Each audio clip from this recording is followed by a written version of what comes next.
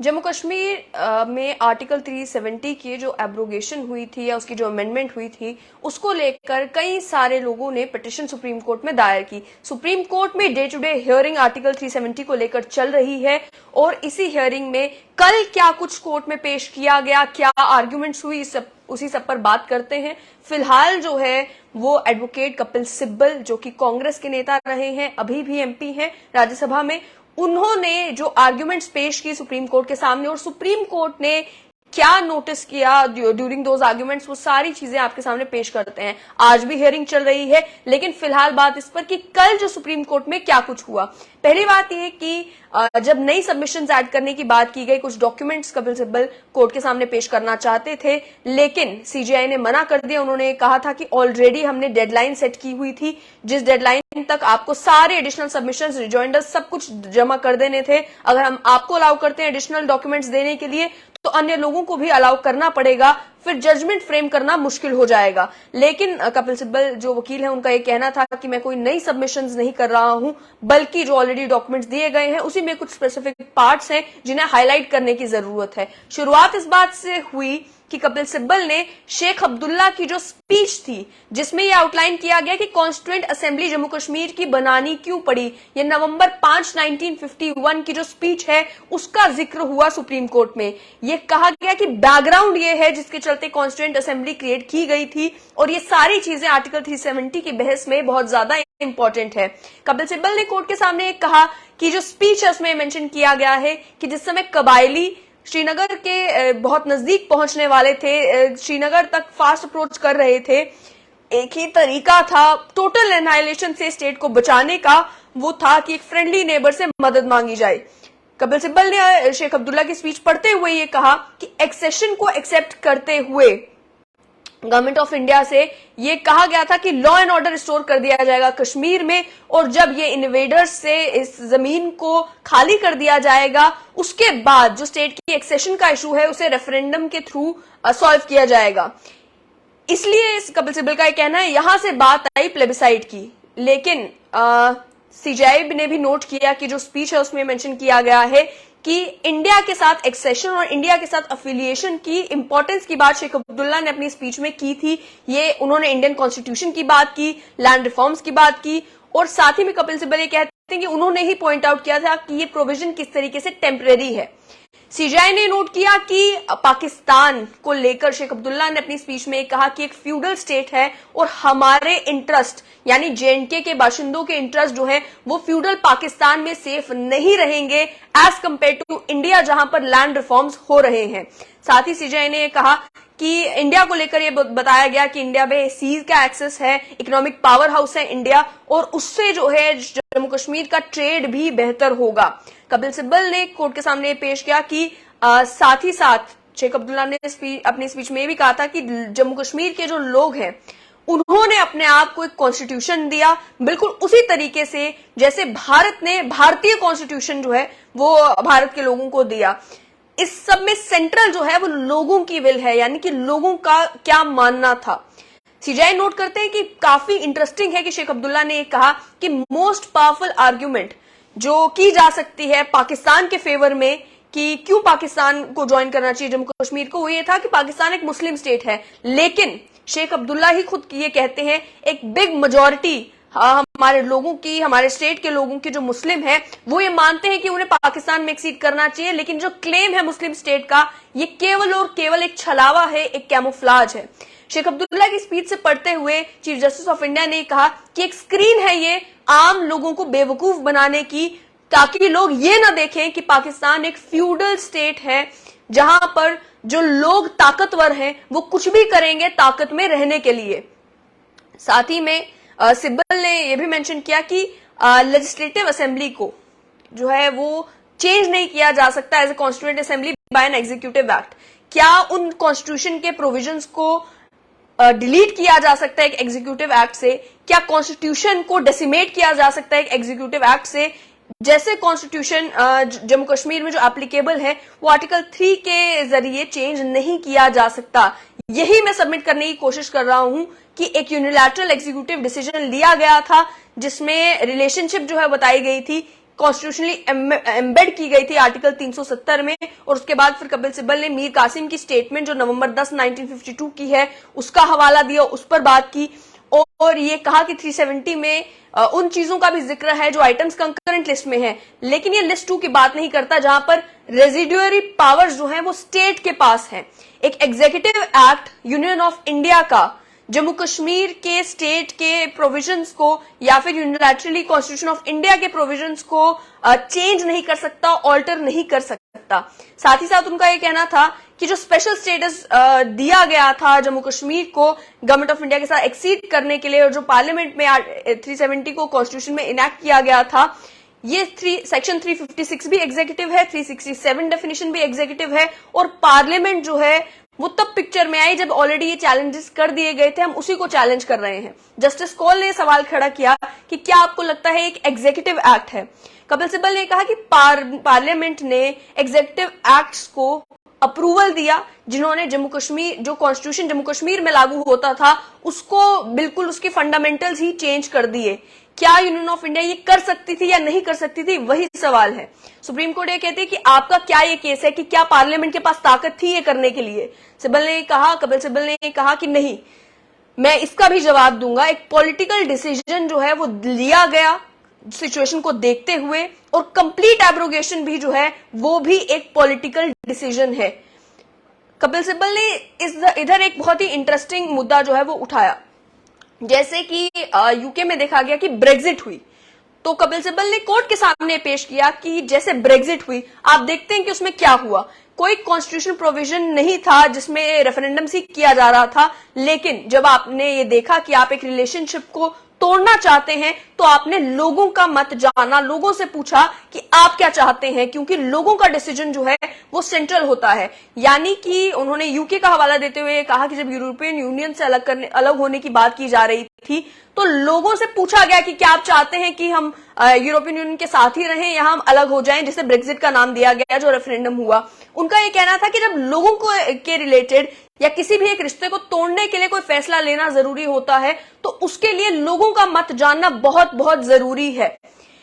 इसी का जवाब देते हुए इसी के ऊपर डिस्कशन होते जब सुप्रीम कोर्ट में हो रही थी तो चीफ जस्टिस ऑफ इंडिया ने कहा कि कॉन्स्टिट्यूशनल डेमोक्रेसी में लोगों का ओपिनियन जो है वो एस्टैब्लिश्ड इंस्टीट्यूशंस के थ्रू लिया जाता है।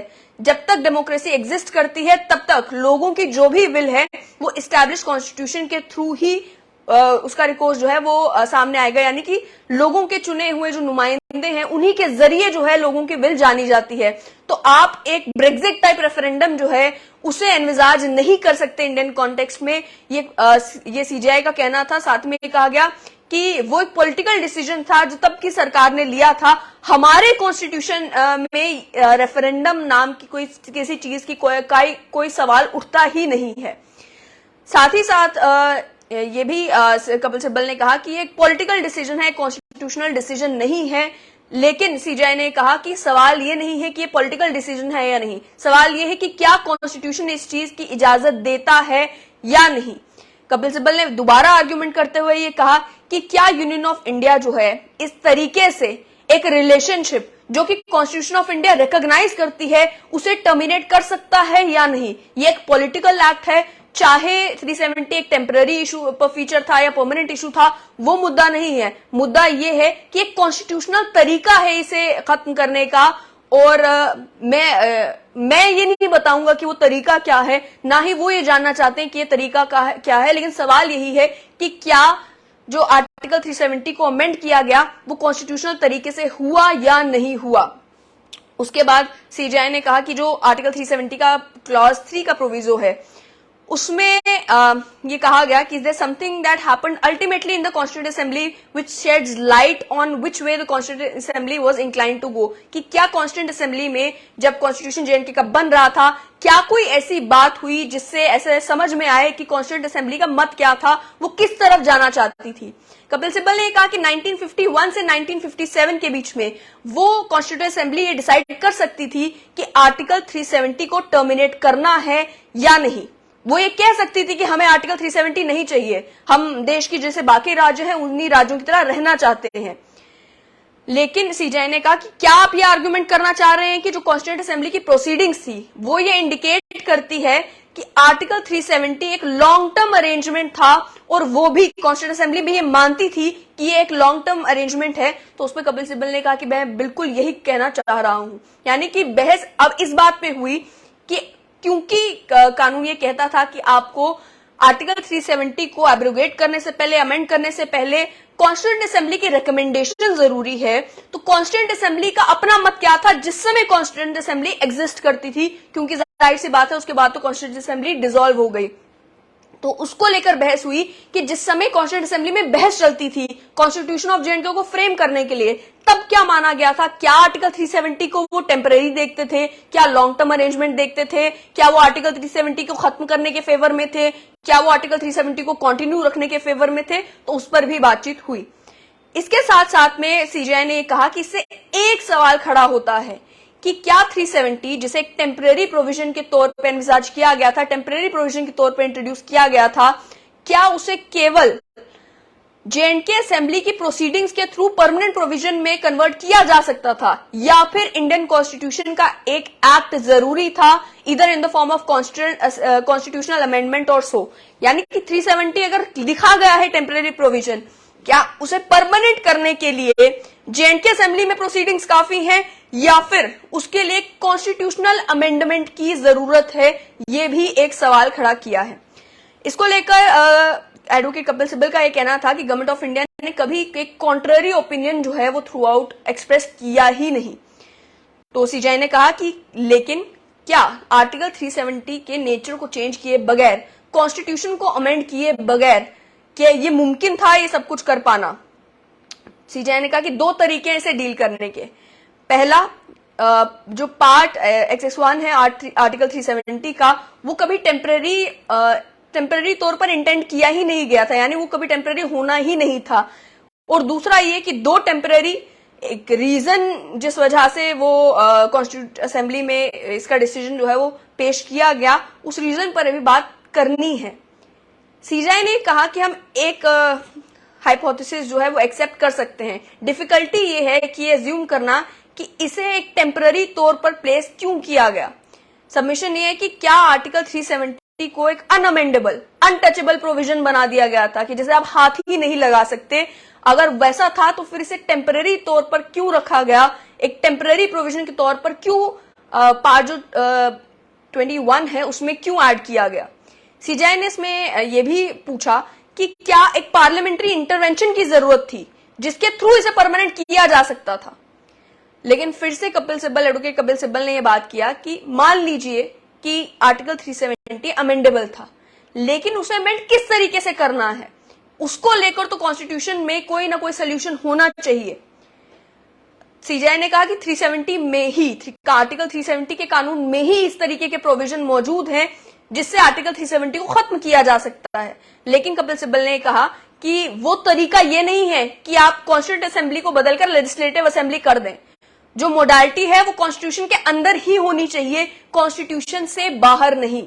यानी कि अब ये आर्ग्यूमेंट इस बात पर है कि जो प्रेसिडेंशियल ऑर्डर निकाला गया था जिसमें ये कहा गया था कि कॉन्स्टिट्यूंट असेंबली को बदलकर लेजिस्लेटिव असेंबली अज्यूम किया जाए, और लेजिस्लेटिव असेंबली क्योंकि जम्मू कश्मीर में थी नहीं, इस वजह से गवर्नर की असेंट ली गई थी आर्टिकल 370 को अमेंड करने के लिए। सुप्रीम कोर्ट में कल इस बात पर बहस हुई कि क्या आर्टिकल 370 को खत्म करने का जो तरीका है वो ऑलरेडी आर्टिकल 370 के अंदर दिया हुआ है। लेकिन कपिल सिब्बल का यह कहना था कि वो तरीका ये नहीं है कि आप कॉन्स्टिट्यूंट असेंबली को बदलकर लेजिस्लेटिव असेंबली कर दे, क्योंकि ये तरीका जो है वो कॉन्स्टिट्यूशन के अंदर हमें ढूंढना है कि किस तरीके से आर्टिकल 370 को अमेंड किया जा सकता है, कॉन्स्टिट्यूशन के बाहर नहीं। उसके बाद ये भी कहा गया कि दोबारा सीजेआई ने कहा कि आर्टिकल 370 का जो सबसेक्शन 3 है वो तो ये कहता है कि ये कंडीशंस है जिसमें एब्रोगेशन हो सकती है, लेकिन कपिल सिब्बल ने कहा कि वो केवल और केवल कॉन्स्टिट्यूंट असेंबली के रिकमेंडेशन के बाद हो सकती है, जबकि कॉन्स्टिट्यूंट असेंबली खत्म हो चुकी थी। सीजेआई का ये कहना है कि आप ये आर्गुमेंट पेश कर रहे हैं कि क्योंकि जेएंडके की कॉन्स्टिट्यूंट असेंबली खत्म हो गई तो ताकत जो है वो खत्म हो गई और उसके बाद आर्टिकल 370 को हाथ भी नहीं लगाया जा सकता था। कपिल सिब्बल ने कहा कि मैं इतनी दूर नहीं जाऊंगा, लेकिन मैं ये कहूंगा कि कोई ना कोई ताकत तो अवेलेबल होगी। जैसे मान लीजिए आर्टिकल 368 में कोई ताकत जो है वो ताकत होगी जिससे आर्टिकल 370 को अमेंड किया जा सकता है। इस पर जस्टिस खन्ना का यह कहना है कि फिर मुद्दा यह है कि क्या आर्टिकल 368 का इस्तेमाल करके 370 को अमेंड किया जा सकता है। फिर सीजेआई ने कहा कि हम अगर ये अज्यूम करें कि पार्लियामेंट किसी भी कानून में अमेंडमेंट कर सकती है, तो 370 को लेकर जो किया गया वो मोरालिटी के तौर पर क्रिटिसाइज किया जा सकता है, लेकिन ताकत के हिसाब से क्रिटिसाइज नहीं किया जा सकता। यानी कि ये जरूर कहा जा सकता है कि मॉरली करेक्ट तरीका नहीं अपनाया गया, लेकिन फिर ये नहीं कहा जा सकता कि ताकत नहीं थी पार्लियामेंट के पास इस आर्टिकल 370 को अमेंड करने की। इस पर एडवोकेट कपिल सिब्बल का यह कहना है कि जो क्लॉज 3 है वो साफ तौर पर यह कहता है कि कॉन्स्टिट्यूएंट असेंबली के रिकमेंडेशन के बाद ही आप इस पूरे प्रोसेस को शुरू कर सकते हैं। आप बगैर कॉन्स्टिट्यूएंट असेंबली के रिकमेंडेशन की बिल इनिशिएट भी नहीं कर सकते, यानी कि आप शुरुआत भी नहीं कर सकते आर्टिकल 370 को अमेंड करने की बगैर कॉन्स्टिट्यूएंट असेंबली के रिकमेंडेशन के। इसको लेकर जो है सीजेआई ने कहा कि एक और प्रॉब्लम जो इससे आती है वो ये कि जो सब्सटेंसिव पार्ट है क्लॉज 3 का, जिसमें ताकतें जो है वो कॉन्स्टिट्यूएंट असेंबली को दी गई हैं, उसे या तो फिर रीड्राफ्ट करने में प्रॉब्लम आएगी कि क्या ये करने से जो प्रोविजो है, यानी कि एक आर्टिकल का जो सब सेक्शन है, क्या वो मेन प्रोविजन पे हावी नहीं पड़ रहा। यानी कि मेन प्रोविजन ये कहता है कि आप आर्टिकल 370 एक टेम्पररी प्रोविजन है, आप इसे अमेंड कर सकते हैं, लेकिन वही जो दूसरा प्रोविजन है जिसमें मैंडेटरी कर रखा है कि आपको कॉन्स्टिट्यूएंट असेंबली से रिकमेंडेशन ले रही है, क्या एक प्रोविजो जो है वो मेन प्रोविजन पर हावी नहीं पड़ रहा अगर इसकी मानी जाए तो। लेकिन कपिल सिब्बल ने कहा कि कानून तो यही कहता है, अब चाहे प्रोविजो मेन प्रोविजन पर हावी पड़े या नहीं, लेकिन कानून तो यही कहता है कि कॉन्स्टिट्यूएंट असेंबली को रिकमेंडेशन देनी है। फिर उनका यह कहना था कि मान लीजिए 26 जनवरी 1950 में हम वापस चले जाते हैं, तो जस्टिस गवाई ने पूछा कि कहाँ ये लिखा गया है कि जो सबसेक्शन 3 है वो अप्लाई नहीं करेगा। इसमें तो 3 चॉइस प्रोवाइड की गई हैं, स्पेसिफिकली कहाँ लिखा गया है कि आप नहीं अमेंड कर सकते। तो उसके बाद जब पूछा गया कि पार्लियामेंट ने कॉन्स्टिट्यूएंट असेंबली में ये प्रोविजन को इनकॉर्पोरेट क्यों किया, क्योंकि उस समय केवल एक नेशनल असेंबली थी, कॉन्स्टिट्यूएंट असेंबली थी नहीं। फिर जेएनके की कोलैबोरेशन के बाद ये कानून जो है वो डेवलप किया गया। अब जो है रिकमेंडेशन कॉन्स्टिट्यूएंट असेंबली की आएगी तो ही इसे अमेंड किया जा सकता है। ये टेम्पररी प्रोविजन सिर्फ इसलिए था क्योंकि उस समय और कोई प्रोविजन था ही नहीं। कपिल सिब्बल ने यह भी कहा कि जम्मू कश्मीर का कोई कॉन्स्टिट्यूशन हो ही नहीं सकता था अगर 370 एब्रोगेट कर दिया जाता। फिर कपिल सिब्बल ने एमए बेग की एक स्पीच को रेफर किया जिसमें उन्होंने कहा कि वो जेएनके की इंडियन कॉन्स्टिट्यूएंट असेंबली में जेएनके के रिप्रेजेंटेटिव थे और कॉन्स्टिट्यूएंट असेंबली ऑफ इंडिया का हिस्सा खुद थे। तो जिस समय एग्जीक्यूटिव ऑर्डर आया, इस एग्जीक्यूटिव ऑर्डर की शुरुआत ही कॉन्स्टिट्यूशनली फ्लॉड थी। कपिल सिब्बल ने जो 2019 का ऑर्डर है उसे पढ़ के सुनाया, यानी कि जो 5 अगस्त 2019 को ऑर्डर आया उसको पढ़ के सुनाया। उसमें ये कहा कि the governor of J&K acting on advice of council of ministers. उन्होंने कहा कि ये कैसे मुमकिन है। ऑर्डर में लिखा गया है कि गवर्नर ने काउंसिल ऑफ मिनिस्टर्स से एडवाइस ली, उसके बाद असेंट दी, लेकिन ये मुमकिन कैसे है जब उस समय काउंसिल ऑफ मिनिस्टर्स थे ही नहीं। तो आपने कॉन्स्टिट्यूशनल मिथ क्रिएट कर दी और ये अज्यूम किया कि काउंसिल ऑफ मिनिस्टर्स है नहीं, तो in the absence of council of ministers आप जो चाहे कर सकते हैं। फिर आपने एक प्रेसिडेंशियल ऑर्डर निकाला बगैर काउंसिल ऑफ मिनिस्टर्स के एग्जिस्टेंस के, जिसमें गवर्नर अपनी मर्जी से अपनी एडवाइस पर जो है वो कोई भी रिकमेंडेशन दे देता है। फिर कपिल सिब्बल ने दोबारा से यूके को रेफर किया। अब ना जाने यूके को रेफर इसलिए कर रहे थे क्योंकि वहां पर कई सारी ऐसी एक्टिविटीज घटी हैं जो कि इस सिचुएशन में फिट बैठती हैं, या फिर इस वजह से क्योंकि आप जानते हैं कि ब्रिटिशर्स ने एक लंबे समय तक इंडिया पर रूल किया और जो इंडियन कॉन्स्टिट्यूशन है उसमें भी आपको कई झलकियां यूके के जो कॉन्स्टिट्यूशन है उसकी देखने को मिलती है। जो ब्रिटिशर्स का राज था उनके कई कानून जो है वो हमारे कॉन्स्टिट्यूशन में रिफ्लेक्ट करते नजर आते हैं।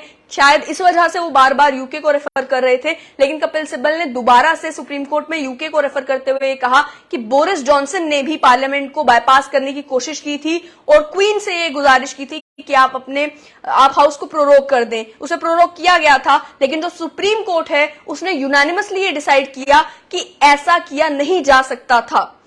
फिर से कपिल सिब्बल ने कहा कि हम जो है वो एग्जीक्यूटिव पावर की एक्सरसाइज की बात कर रहे हैं, कॉन्स्टिट्यूशनल पावर की नहीं।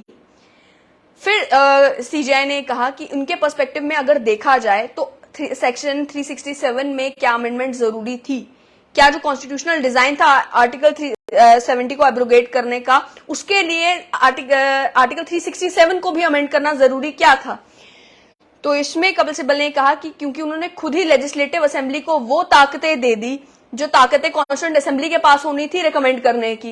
एडिडम जो है, मेरी इंटरप्रिटेशन ये कहती है कि आपको रिकमेंडेशन कॉन्स्टिट्यूएंट असेंबली की चाहिए थी, कॉन्स्टिट्यूएंट असेंबली थी नहीं तो आपने वो ताकतें जो लेजिस्लेटिव असेंबली को दी नहीं, लेजिस्लेटिव असेंबली थी नहीं तो आपने वो सारी ताकतें गवर्नर को दे दी। सिब्बल ने कहा कि वो इसे इंटरप्रेट नहीं करते, बल्कि आर्टिकल 370 प्रोविजन 3 में साफ तौर पर यह लिखा, उन्होंने ये प्रोविजन कर दिया कि कॉन्स्टिट्यूएंट असेंबली को जो है लेजिस्लेटिव असेंबली पढ़ा जाएगा, और उसी तरीके से उन्होंने आर्टिकल 370 को अमेंड कर दिया।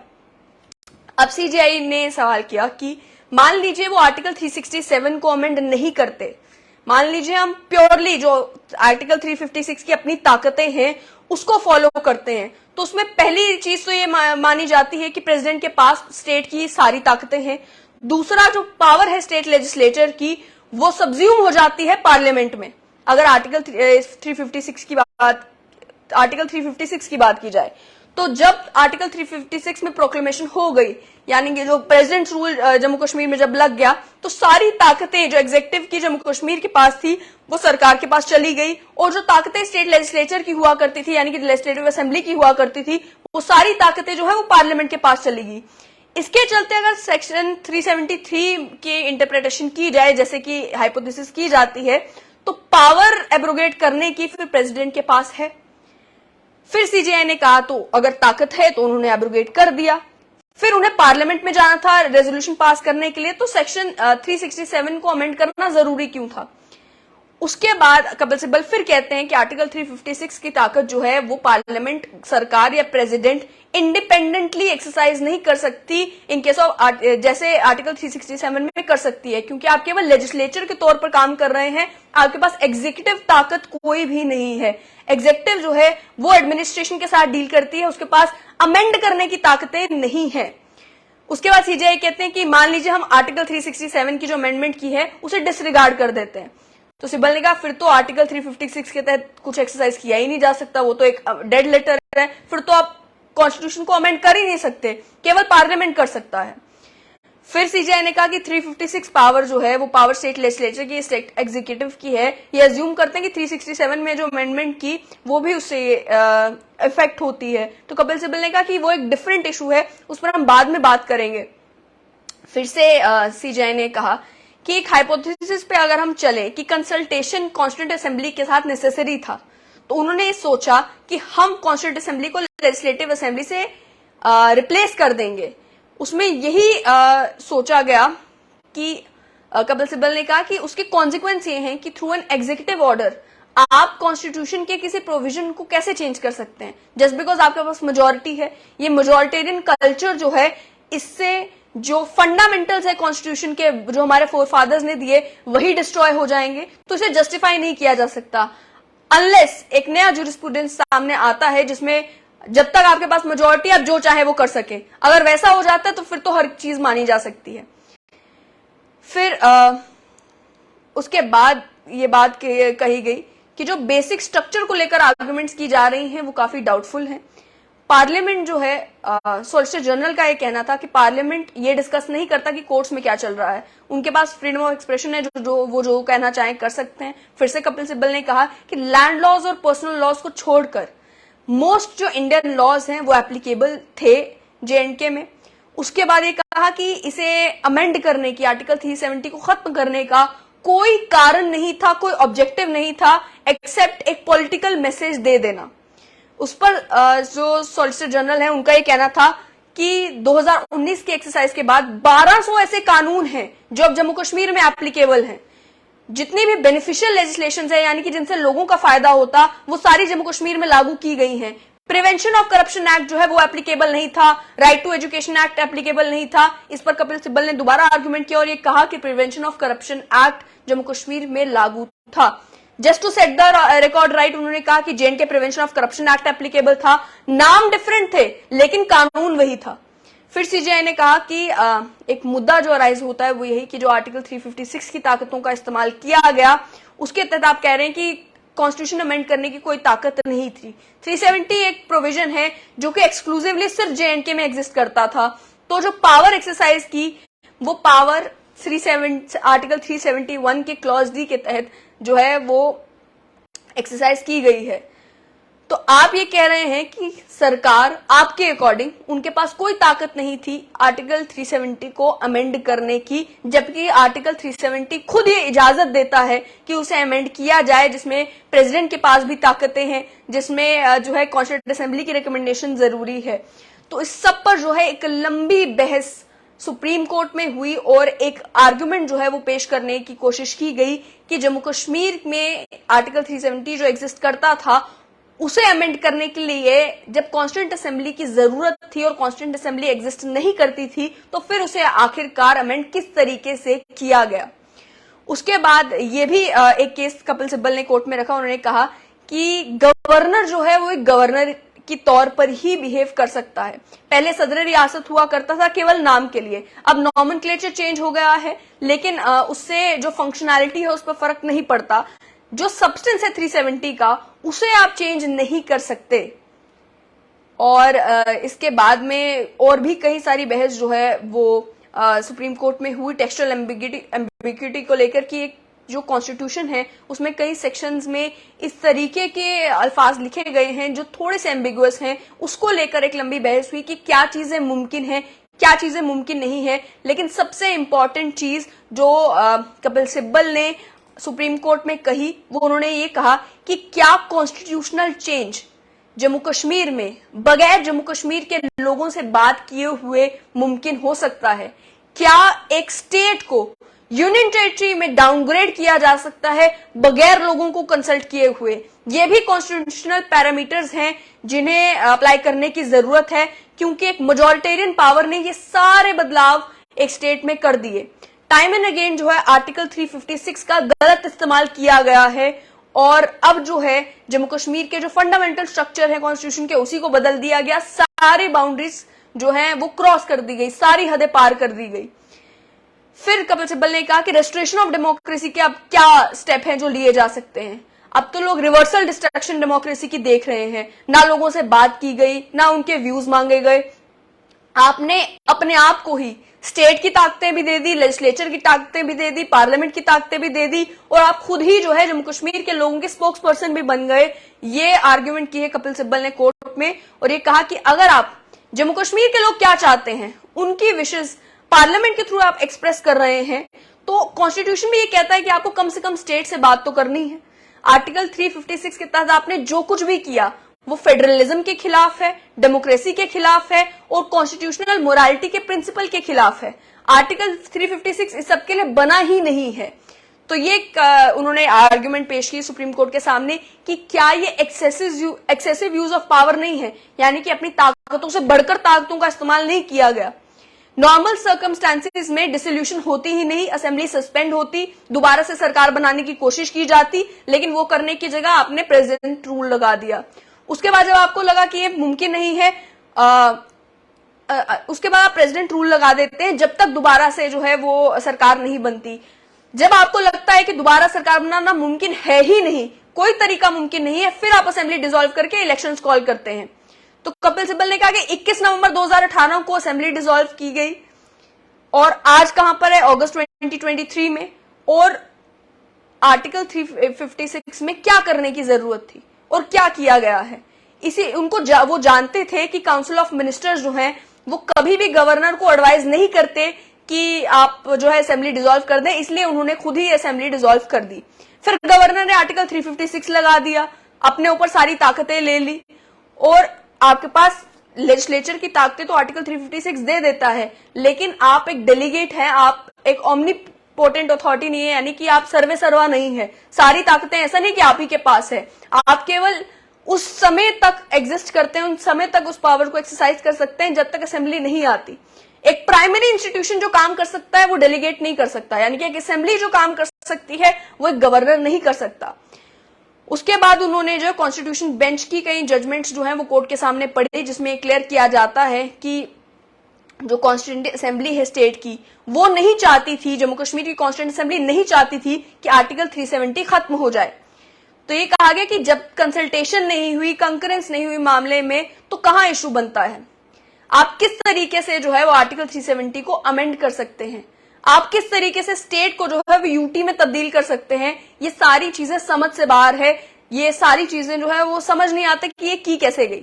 आप किस तरीके से एक स्टेट को जो है वो डाउनलोड करके यूटी बना सकते हैं। कल को आप कहेंगे कि हम मध्य प्रदेश और बिहार को भी यूनियन टेरिटरी बना रहे हैं। अगर आप एक स्टेट के साथ कर सकते हैं तो आप सारी स्टेट के साथ कर सकते हैं। आप हर एक स्टेट में असेंबली गिरा के प्रेसिडेंट रूल लगा सकते हैं। आप हर एक स्टेट को जो है वो यूटी में तब्दील कर सकते हैं।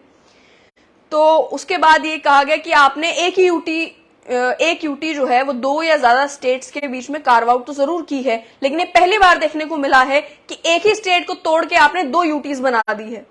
फिर कपिल सिब्बल ने जो स्टेट रीऑर्गेनाइजेशन कमीशन 1953 है उसको रेफर किया और ये कहा है कि इसके 2 इफेक्ट्स हैं। पहला कि कॉन्स्टिट्यूशन आपको इजाजत नहीं देता ये करने का, और दूसरा जो फंडामेंटल्स है कॉन्स्टिट्यूशनल डेमोक्रेसी के, वो भी आपको इजाजत नहीं देता, वरना तो आप हर एक स्टेट के साथ कभी भी चाहें तो कभी भी उन्हें यूनियन टेरिटरी में तब्दील कर सकते हैं। फिर ये कहा गया कि 5 साल हो गए हैं, जम्मू कश्मीर के लोगों की आवाज कहां है, रिप्रेजेंटेटिव डेमोक्रेसी यानी कि इलेक्शन जो असेंबली के यहां पर नहीं हुए वो कहां पर है। फिर ये कहा कि हम ऐसी सिचुएशन पर आकर पहुंच गए हैं जहां पर कॉन्स्टिट्यूशन को एक पॉलिटिकल डॉक्यूमेंट के तौर पर देखा गया है और उसे कभी भी अपने पॉलिटिकल मोटिव के लिए अमेंड या मैनिपुलेट किया जा सकता है। इस तरीके से कॉन्स्टिट्यूशन काम नहीं करता। कॉन्स्टिट्यूशन जो है वो एक पॉलिटिकल डॉक्यूमेंट नहीं है जिसे आप अपने फायदे के लिए कभी भी किसी भी तरीके से तोड़ मरोड़ सकें। कॉन्स्टिट्यूशन एक सेट ऑफ वैल्यूज है जिसमें लोग अपने आप को रिप्रेजेंट करते हैं और अपनी बात कह सकते हैं। अगर आप एग्जीक्यूटिव एक्ट्स को इस तरीके से साइडलाइन करके लोगों की आवाज को दबाकर जो करना चाहें वो करते हैं, तो फिर डेमोक्रेसी कहां पर है। तो ये जो फैसला है, ये जो मूवमेंट है, ये फ्यूचर ऑफ इंडिया के लिए बहुत ज्यादा जरूरी है। और ये कहते हुए सीनियर एडवोकेट कपिल सिब्बल ने अपनी आर्ग्यूमेंट्स को क्लोज किया। उसके बाद सीनियर एडवोकेट गोपाल सुब्रमण्यम ने कहा कि वो आगे जो है वो आर्ग्यू करना चाहते हैं और कुछ कॉन्स्टिट्यूएंट असेंबली को लेकर जो डिसीजंस हैं उन्हें सीमेंट करना चाहते हैं। तो ये कहते हुए उन्होंने कहा कि आप जो है वो कल आर्गुमेंट करें और उसके बाद कल की जो आर्गुमेंट है वो खत्म हो गई। आज की अगर बात की जाए तो सुप्रीम कोर्ट में आज भी बहस चल रही है। डे 4 है जो हियरिंग सुप्रीम कोर्ट में आर्टिकल 370 को लेकर चल रही है। अभी क्योंकि बहस चल ही रही है तो जैसे ही आर्गुमेंट खत्म होगी दोबारा लाइव पे आपके साथ जुड़ेंगे और आपको बताएंगे कि आज जो सुप्रीम कोर्ट में बहस हुई उसमें क्या कुछ कहा गया। लेकिन जो कल की हियरिंग है उसमें 3 इंपॉर्टेंट चीजें जो है वो सामने आई।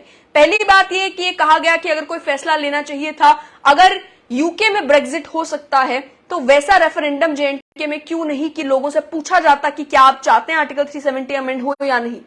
तो उस पर कोर्ट ने कहा कि हमारा कॉन्स्टिट्यूशन जो है ब्रेक्जिट टाइप के रेफरेंडम की इजाजत नहीं देता।